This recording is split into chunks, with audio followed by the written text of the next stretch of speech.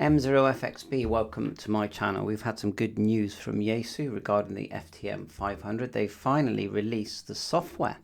So we are going to run this, but at the same time they've released some firmware.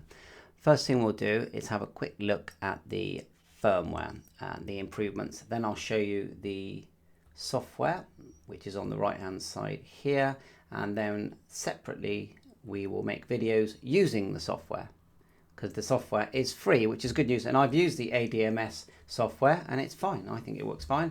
Anyway, so here goes. The number one for the firmware update, and it looks like they have updated the main, the sub and the DSP. If you look here at this download of the firmware, you've got 3 SFL files: C4FM DSP, FTM500, FTM.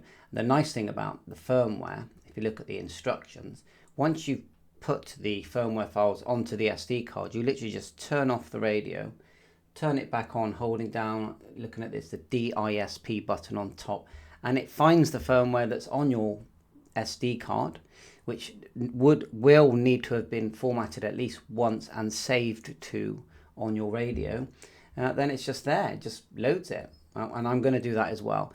But let's read the firmware improvements. Number one, added support for the ADMS16, which is, you just saw that here.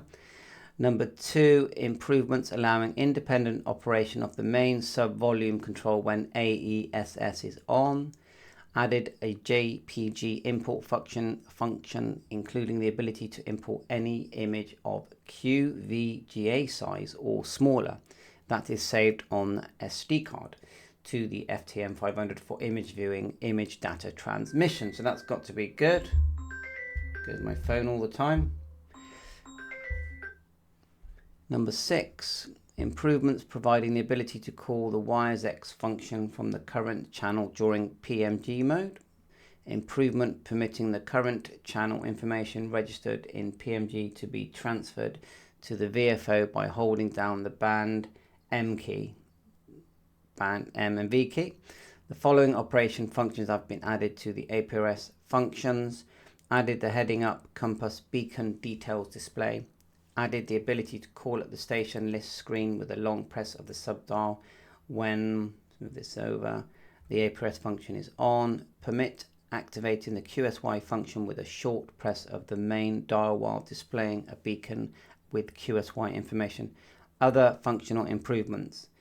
So there you go, excellent. So you can't complain about that. So one thing at a time. I just wanted to get this out there so you've got the information. You can download the software, just scroll down. You've got 4 tabs now on the YAESU site. The files one, scroll all the way down, and you've got here at the bottom the driver. You're going to need to download your drivers. You've got your programming software ADMS16, update information that we just read, and it is available for USA and Europe models. Everything's here that you need. Let's have some fun and load this up. Bye for now, 7-3.